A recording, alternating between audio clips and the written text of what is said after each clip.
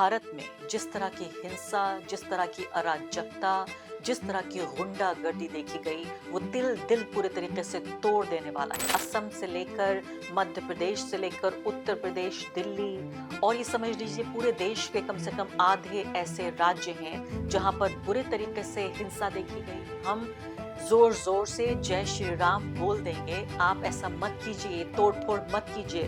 वो माइक से चिल्ला रही है और कह रही है जो आप चाहते हैं वो हम करेंगे।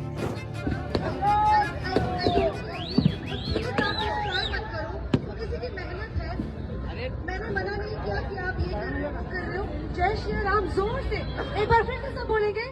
बीजेपी की बाकायदा वाइस प्रेसिडेंट जबलपुर में पाई गई, जो एक चर्च में जाकर उन्होंने एक ऐसी महिला जो देख नहीं सकती थी, विजुअली इम्पेयर्ड थी, उसको सताया और उसको एक तरह से परेशान करने की कोशिश की। और इस सब के ऊपर नौटंकी आप ये देखिए कि इस देश के प्रधानमंत्री नरेंद्र मोदी चर्च में जाकर प्रार्थना सभा में भाग ले रहे हैं। एक तरफ ये नौटंकी यानी एक तरफ ये ड्रामा और दूसरी तरफ ये रियलिटी। छोटी जहनियत के ये लोग हैं। आप सोचिए कि कोई क्रिसमस का पेड़ तोड़ देना, कोई दरवाजे पे जाके तोड़ फोड़ कर देना, जो डेकोरेशन लगाया गया है सिर्फ 24 घंटे 48 घंटे के लिए, उसको तोड़ देने भर से ये हिंदू धर्म की रक्षा कर रहे हैं। क्या इसी तरह से हिंदू धर्म की रक्षा होगी? नमस्कार, द वायर में आपका स्वागत है। मैं हूँ आरफा खानम शेरवानी। मिर्जा गालिब फरमाते हैं, इब्ने मरियम हुआ करे कोई, मेरे दुख की दवा करे कोई। इब्ने मरियम यानी मरियम का बेटा, यानी हजरत ईसा मसीह, जिनको हम यीशु भी कहते हैं या जीसस क्राइस्ट भी कहते हैं, आप जिस नाम से चाहें पुकार लें।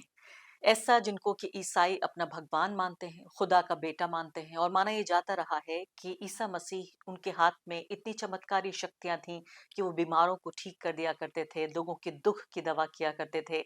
एक ऐसा व्यक्ति जो मानवता के उद्धार के लिए पैदा हुआ। सबसे ज्यादा दुख की बात यह है कि उसी व्यक्ति के जन्म पर भारत में जिस तरह की हिंसा, जिस तरह की अराजकता, जिस तरह की गुंडागर्दी देखी गई, वो तिल दिल पूरे तरीके से तोड़ देने वाला है। वो तिल तिल कर मार देने वाला है। भारत की रूह को जिस तरह से तोड़ा जा रहा है, कुचला जा रहा है, इस सांप्रदायिकता के जरिए, इस गुंडागर्दी के जरिए, इस बहुसंख्यकवाद के जरिए, पूरे तरीके से मुझे लगता है कि मिर्जा गालिब ने जो कहा कि इब्ने मरियम, यानी मुझे लगता है तो अब तो इब्ने मरियम भी आके, मरियम के बेटे भी आके, जीसस क्राइस्ट भी आके अब इस दुख को कम नहीं कर पा रहे हैं। भारत एक ऐसे मकाम पे आ चुका है पूरे तरीके से जहां राजनीति, समाज और जो लॉ एंड ऑर्डर यानी कि कानून का जो राज है, जिस तरह से वो समाप्त हो रहा है। मैं आपको सिलसिलेवार तरीके से बताऊंगी उन घटनाओं के बारे में, असम से लेकर मध्य प्रदेश से लेकर उत्तर प्रदेश, दिल्ली और ये समझ लीजिए पूरे देश के कम से कम आधे ऐसे राज्य हैं जहां पर बुरे तरीके से हिंसा देखी गई। हिंसा यानी जानो माल का नुकसान, जान का नुकसान नहीं हुआ लेकिन माल का नुकसान हुआ।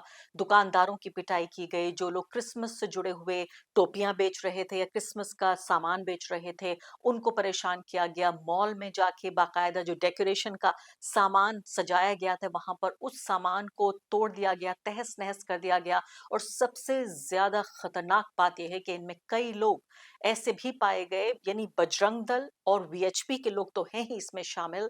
इसके अलावा इसमें बीजेपी की बाकायदा वाइस प्रेसिडेंट जबलपुर में पाई गई, जो एक चर्च में जाकर उन्होंने एक ऐसी महिला जो देख नहीं सकती थी, विजुअली इम्पेयर्ड थी, उसको सताया और उसको एक तरह से परेशान करने की कोशिश की, तरह तरह की बातें उसके लिए की। सबसे पहले मैं आपको ये दिखाना चाहती हूँ इंदौर की ये घटना, जहां पर मध्य प्रदेश के इंदौर में क्रिसमस मना रहे थे लोग। हिंदूवादी संगठन वहां पर पहुंच गए, बजरंग दल था या वीएचपी था, ये आप देखिए यहाँ पर, और जमकर तोड़फोड़ करनी शुरू कर दी। तोड़फोड़ से बचने के लिए मैं आप चाहती हूँ कि अब आप वीडियो देखें, तो इस वीडियो को सिर्फ आप देखिए नहीं, बल्कि इस वीडियो को आप सुनिए भी।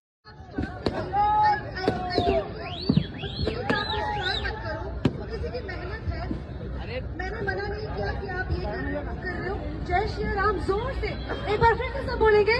जय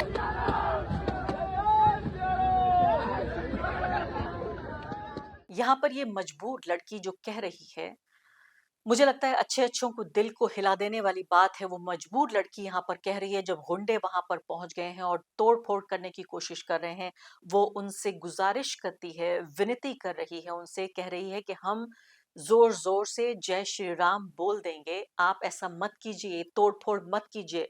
वो माइक से चिल्ला रही है और कह रही है जो आप चाहते हैं वो हम करेंगे।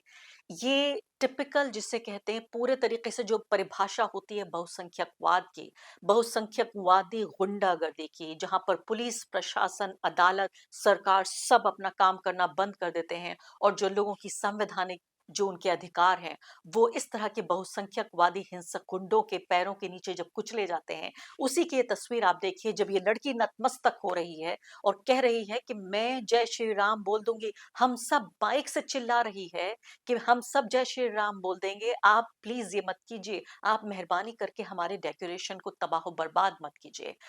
मैं यहाँ पे सवाल ये पूछना चाहती हूँ, पहली बात तो देखिए इस देश में अभी कोई कानून व्यवस्था बची है क्या?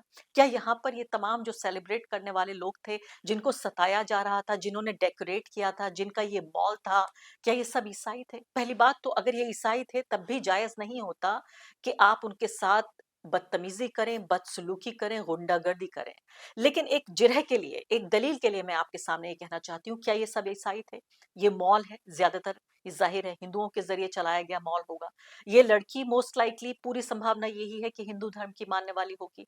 लोग जो वहां पर तमाम मौजूद थे, जो क्रिसमस के सेलिब्रेशन का वहां आनंद लेने आए थे, जो कि छुट्टी होती है क्रिसमस के दिन, नए साल की जो पूरी तमाम फेस्टिविटीज हैं, जो त्योहार मनाना जा रहा होता है और छुट्टियां होती हैं, लोग वहां पहुंच जाते हैं। कुछ लोग अक्सर लाल रंग के कपड़े भी पहनते हैं। ये तमाम लोग एक एक तरह से एक कल्चरल एक कार्यक्रम में भाग लेने के लिए गए थे। इन सबको परेशान किया गया इन भगवा गुंडों के जरिए।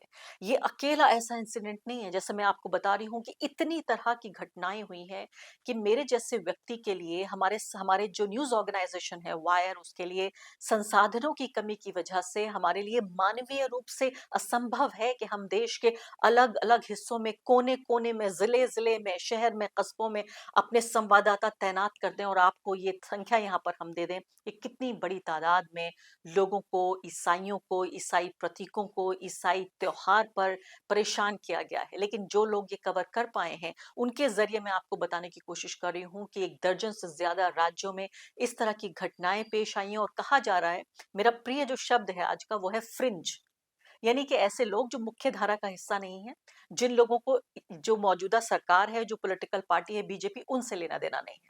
आप सोचिए आज की तारीख में बजरंग दल फ्रिंज है, आप सोचिए वीएचपी फ्रिंज है। हद तो ये हो गई कि भाजपा की जो वाइस प्रेसिडेंट है उनको भी फ्रिंज माना जाएगा। और इस सब के ऊपर नौटंकी आप ये देखिए कि इस देश के प्रधानमंत्री नरेंद्र मोदी चर्च में जाकर प्रार्थना सभा में भाग ले रहे हैं। बड़ा खूबसूरत सा ये वीडियो देखिए, इंस्टाग्राम पर उन्होंने पोस्ट किया है। वहां पर चर्च में प्रार्थना का कार्यक्रम हो रहा है।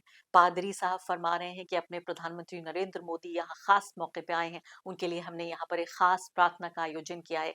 एक तरफ ये नौटंकी, यानी एक तरफ ये ड्रामा और दूसरी तरफ ये रियलिटी। ये है ड्रामा, ये है रियलिटी।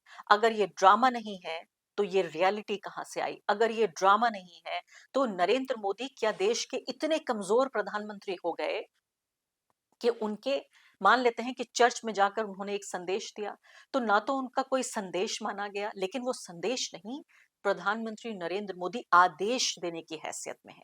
वो देश के प्रधानमंत्री हैं, उनके मातहत पूरी सरकार काम करती है, गृह मंत्रालय काम करता है, गृह मंत्रालय के मातहत पुलिस काम करती है। ज्यादातर जो मैंने आपको ये घटनाएं बताई हैं, ये बीजेपी शासित प्रदेशों में ये घटनाएं हुई हैं, जहां पर तमाम जो पुलिस है बीजेपी की सरकारों के मातहत, उनके अंडर काम करती है। तो सबसे बड़ी बात तो यही मानी जाएगी कि अगर ये, मैंने कहा कि अगर ये ड्रामा नहीं है तो ये रियलिटी हमें क्यों देखने को मिल रही है। अभी तक कितनी बड़ी तादाद में स्कूलों में जाके, असम में स्कूल बंद पड़े स्कूल पर हमला किया गया और उसके बाद कुछ लोगों को बताया जा रहा है कि यहाँ पर गिरफ्तार किया गया। यहाँ मोहम्मद जुबैर ने ये एक तरह से मैं कहूंगी पर्दाफाश किया, जब ये एंकर महोदय फरमा रही थी कि कुछ पुरुष वहां जाकर, कुछ लोग जाकर ये घटना को अंजाम दे रहे हैं। तब उन्होंने बताया कि सम मैन, यानी कुछ पुरुष, कुछ लोग नहीं, ये 25-30 लोग हैं जिन्होंने यहाँ ये वेंटलाइज किया, तोड़फोड़ की, यानी गुंडागर्दी की। और इसके अलावा उन्होंने नाम बताया कि जो लोग अरेस्ट हुए हैं 4 लोग, उनमें से तमाम हिंदुत्व ऑर्गेनाइजेशंस के हैं ये लोग। भास्कर डेका नाम है, डिस्ट्रिक्ट सेक्रेटरी हैं वीएचपी के। मानस ज्योति पतगिरी नाम है, वाइस प्रेसिडेंट है वीएचपी के। बीजू दत्ता हैं, असिस्टेंट सेक्रेटरी हैं वीएचपी के।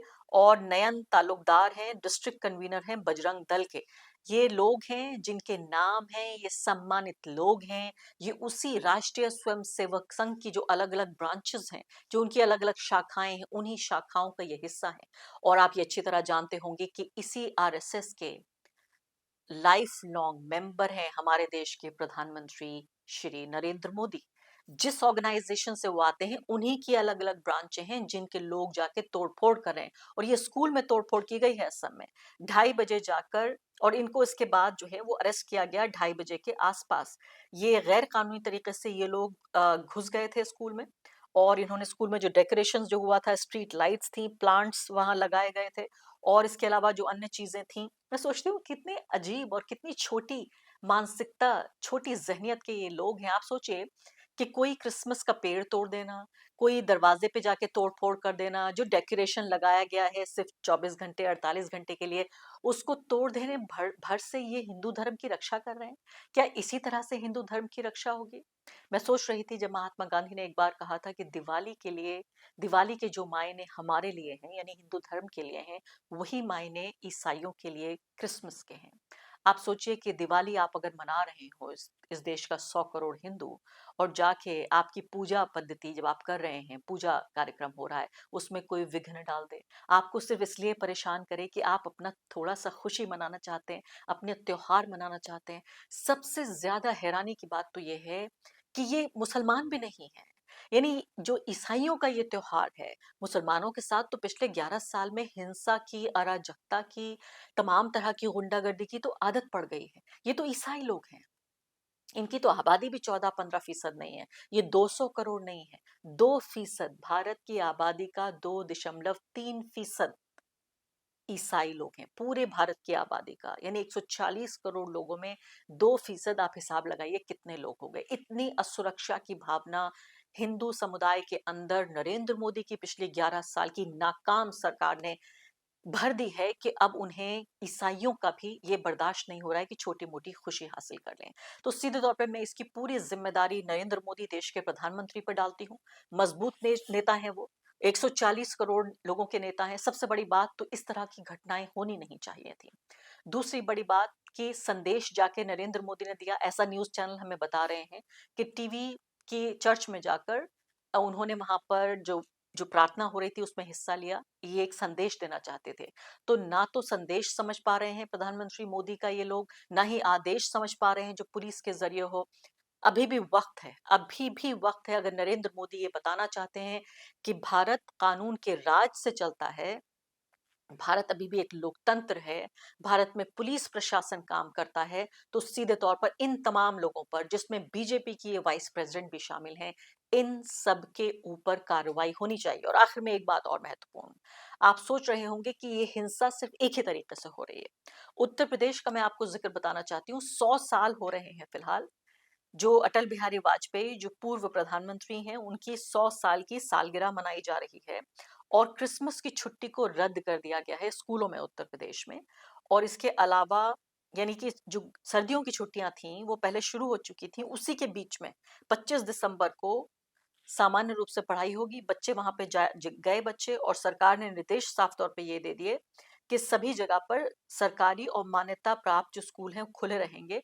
और मैंडेटरी है, छात्रों की जो उपस्थिति है वो जरूरी है। ऐसा नहीं है कि ये ऑप्शनल है, वैकल्पिक है। तो आप सोचिए किस किस तरीके से अपमानित करने की कोशिश हो रही है। सब कुछ हो रहा है।